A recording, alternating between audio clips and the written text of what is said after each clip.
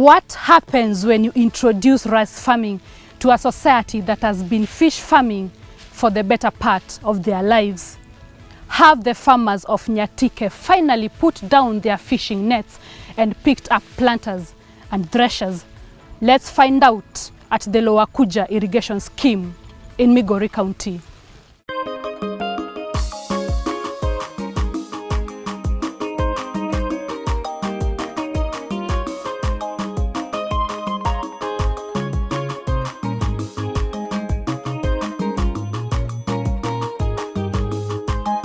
Kilimo ni nguzo ya uchumi wetu, twamshukuru Rais wetu Uhuru kwa kuimarisha sekta ya kilimo. Early morning hours at Nyatike constituency, and some locals are already spreading their rice out to dry. It wasn't always like these. These farmers were once fishermen. Fishing in this area is an old activity, yeah, and that's where most of the people from around here get their food and even the money or the capital. So it's very hard to convince them to come from the water to the land. And theirs is a journey that started when the National Irrigation Authority began rehabilitating the Kuja Irrigation Scheme.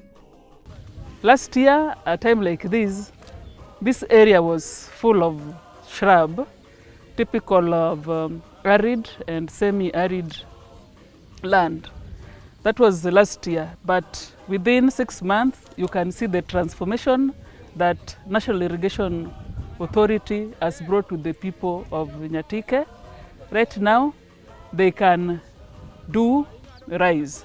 National Irrigation Authority has conveyed this water from the Kuja River, which is 20 kilometers away, to serve these people of Sagama in Nyatike constituency. To fully introduce rice farming in this region, NIA had to start from the basics by training one farmer who would later teach others on the same. Hard task, isn't it? A year ago, when we started doing conveyancing to this area, we identified a farmer. We call him Mkulima number 1 of the Lower Kuja Irrigation Project. So the farmer, we supported him to do 1 acre of land. And from the 1 acre, the farmer got 50 bags of around 5 tons. So when he sold the produce to Western Kenya rice mills, he got around 150,000. That was on top of the rice that he had left for food consumption. So when people saw this, they were really motivated to at least try rice farming. It was not an easy idea to sell, but the prospects that came with it proved to be worth trying.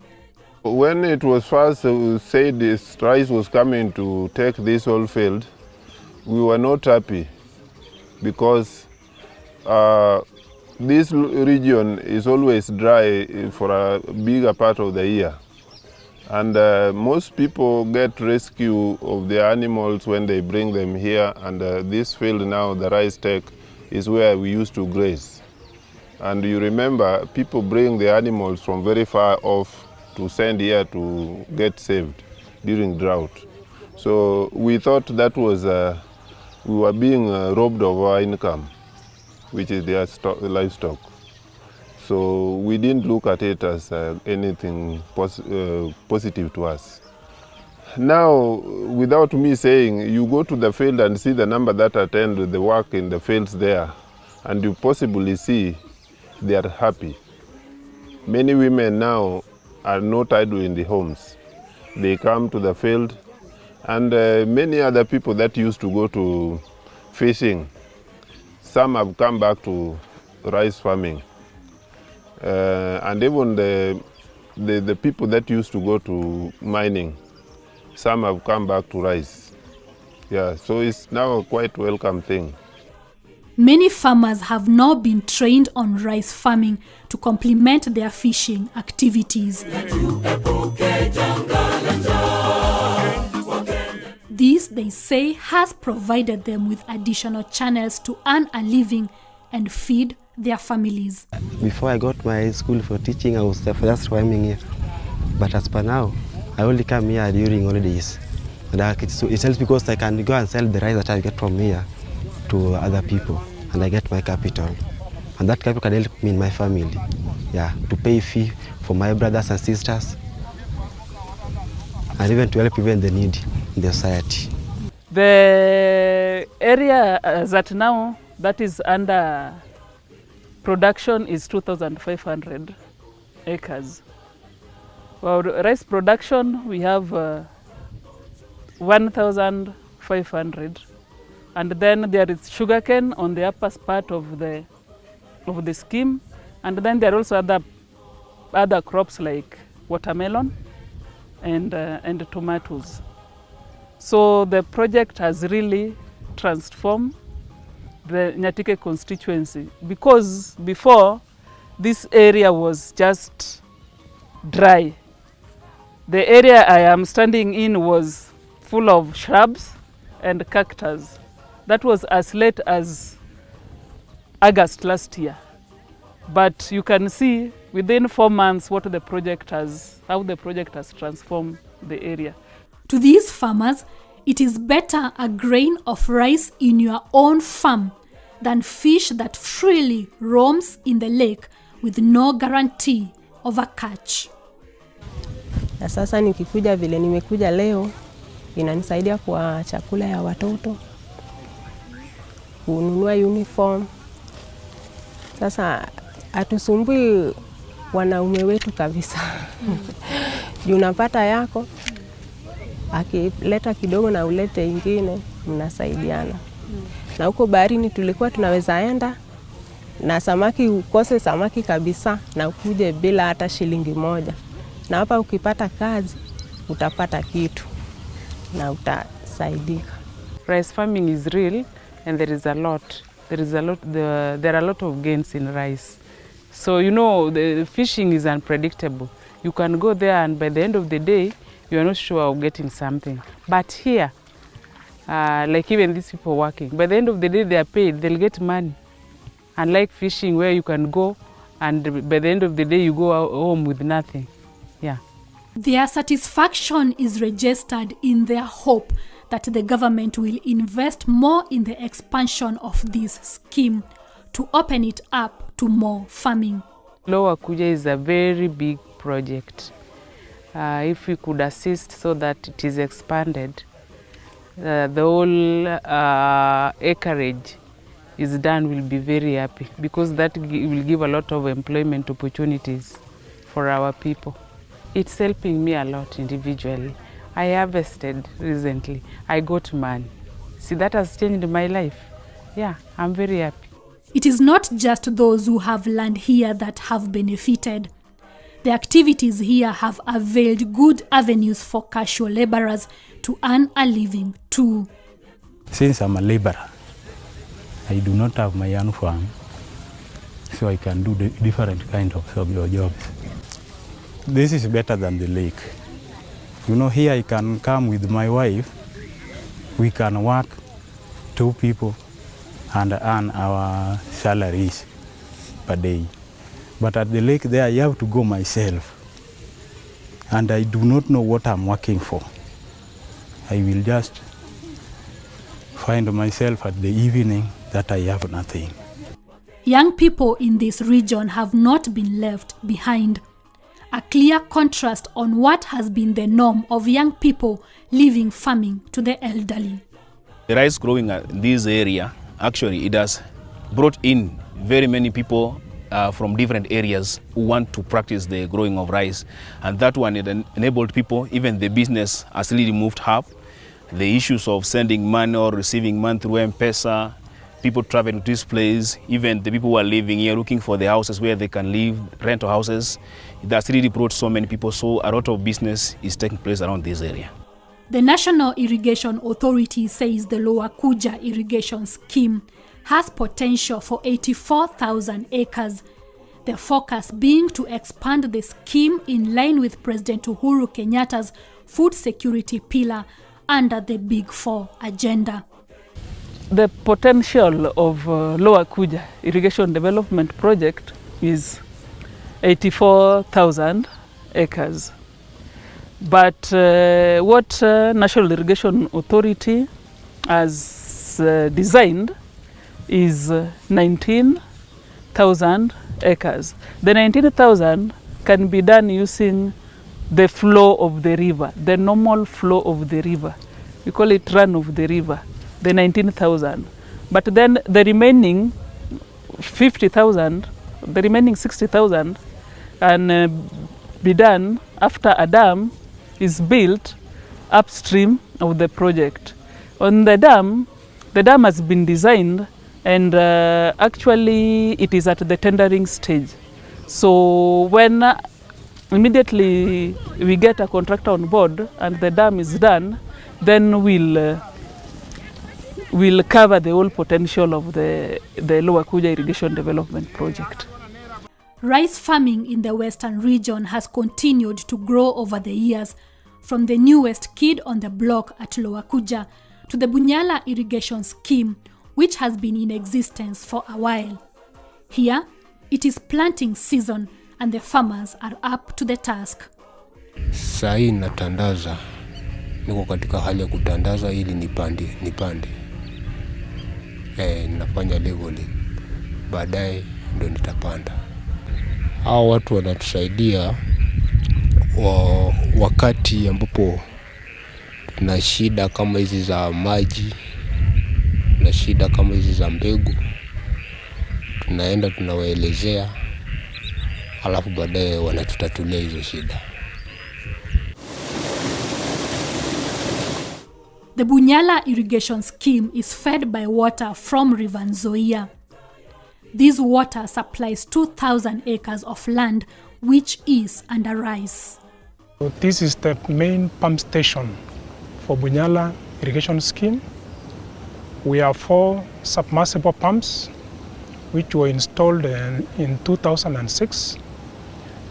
We abstract the water from River Nzoia and it's pumped, and after the water is pumped, it flows along the main conveyance to the scheme. We have 4 pumps and each has a capacity of 0.3 cubic meters per second. We normally use 2 pumps. We normally run 2 pumps at a time, while 2 are standby. So this water flows downstream along the main conveyance and it irrigates 2,000 acres of rice in the scheme.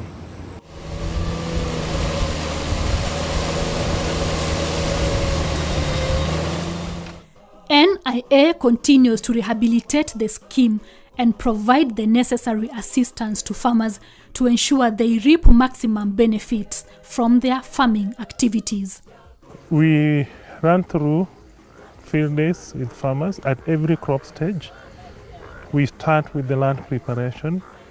We may not do for every farmer at their field level, but when we have different field days, we bring all the farmers from the scheme together, activity-based. So like to this field, they just had recently a field day on transplanting, so that when they do the transplanting, they know how to handle the crops, so don't cause a lot of injuries on the crop, moving the crop from the field to from the nursery to the main field.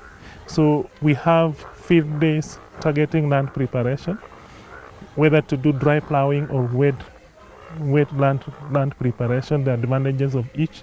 They normally have field days on like the chemicals to use. The next chemical that they need to apply now is a herbicide to control the weed, because we have a challenge of labor.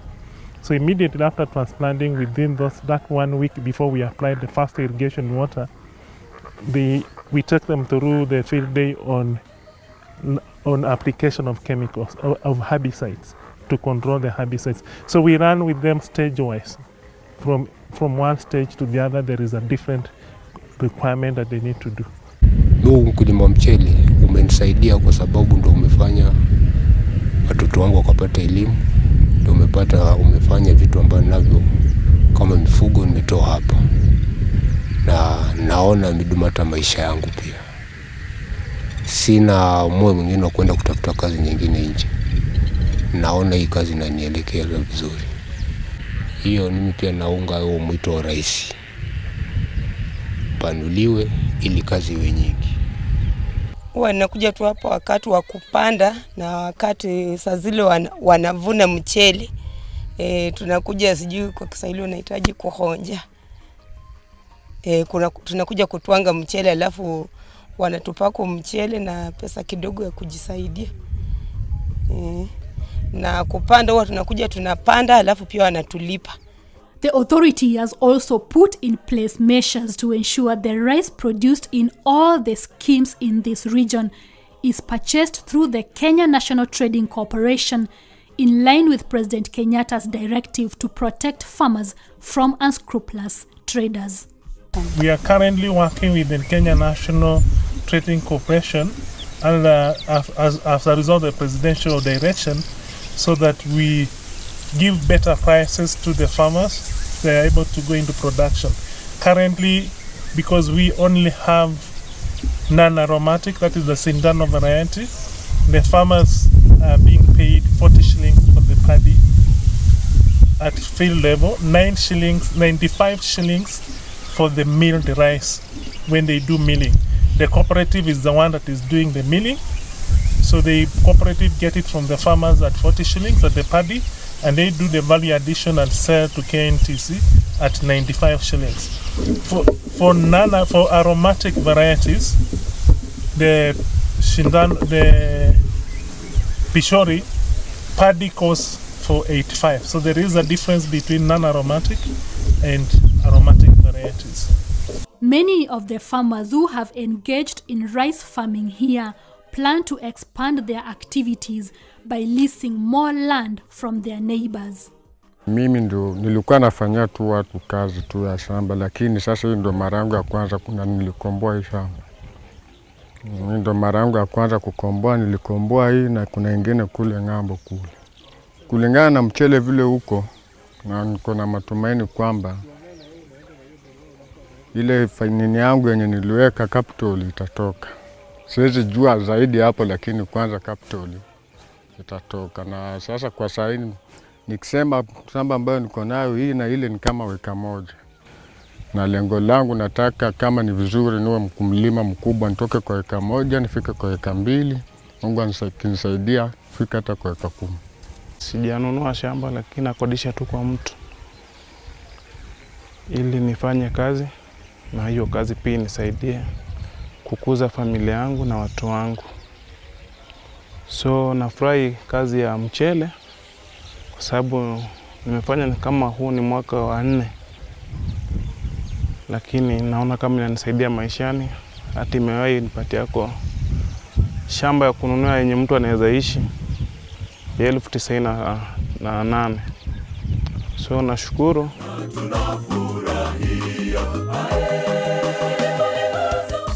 On the other side, the Nzoia Irrigation Project is also taking shape. Uhuru kwa kuimarisha sekta ya kilimo wa Kenya tu.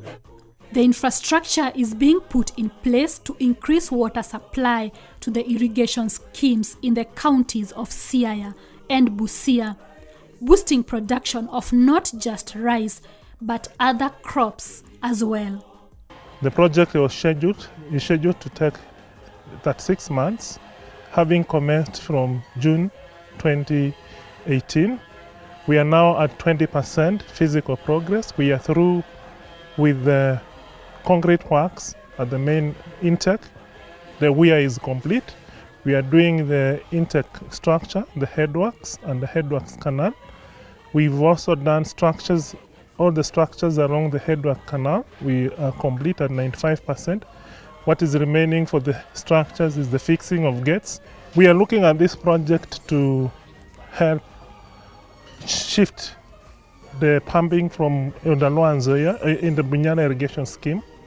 We are currently using pumping system, but once this project is complete, we will now do away with the pumping and we'll be able to now use water gravity.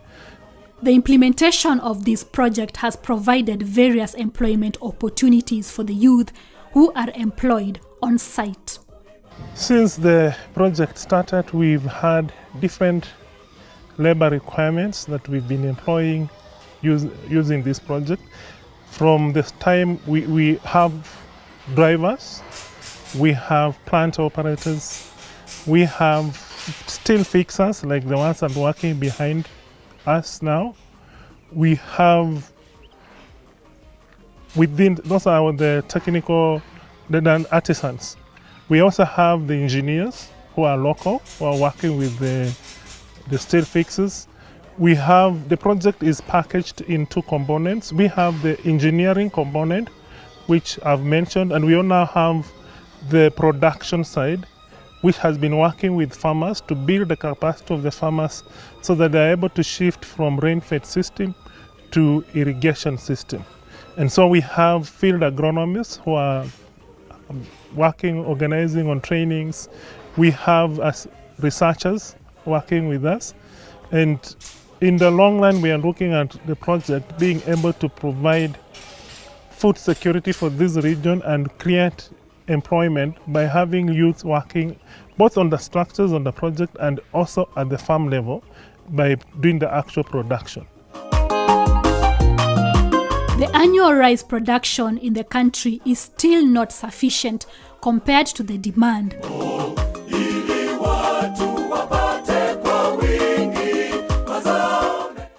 Nonetheless, the rehabilitation and expansion of the rice growing schemes in the country by the National Irrigation Authority is bound to bring the country closer to bridging that gap.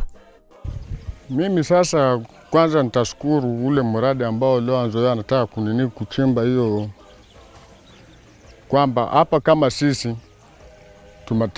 tunategemea hii kazi ya mchele. Mabibi zetu anafanya hapa, madada zetu.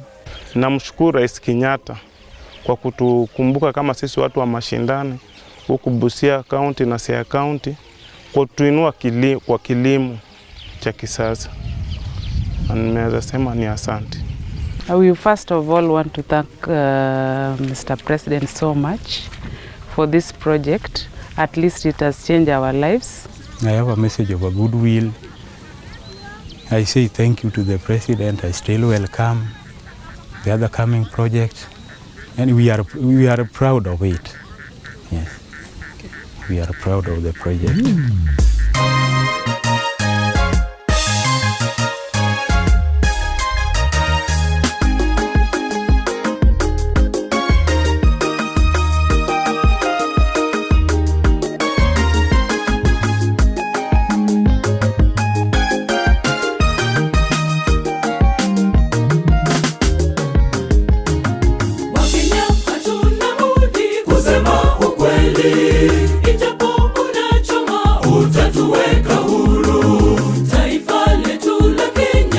Songa mbele tangu mwaka wa 2013. Wakenya hatuna budi kusema ukweli, ijapo unachoma utatuweka huru.